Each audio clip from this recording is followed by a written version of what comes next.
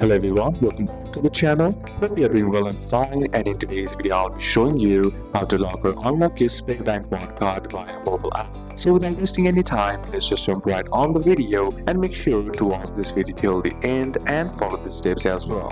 In order to lock or unlock your SpareBank One card, first what you need to do is head over and open up the SpareBank One application, and once you're inside here, tap on the get started option, and once you're inside there, you'll be prompted to enter your bank ID option. All you gotta do is enter in your national ID 11 digits, then tap on proceed.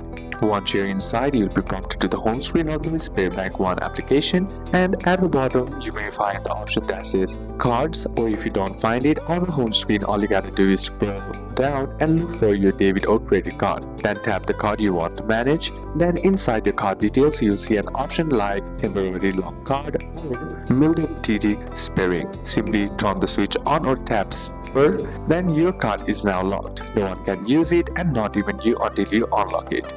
Now next step to unlock the card is, if you find your card, go back to the cards menu, then select your card and simply select turn off the temporary lock, and then your card is active again immediately. Some of the important notes are: temporary lock is safe, it does not cancel or permanently block your card. If your card is stolen, choose spare code permanent, which means a permanent lock, then order a new card. If the app is confusing or not loading, you can call the SpareBank One's 24/7 card blocking number printed on the back of your card. So these are a couple of steps that you can apply, and that's it for today's video, guys. Hope this video was useful to you. Leave a like if it did, comment down any questions that you have, and see you soon on the next one.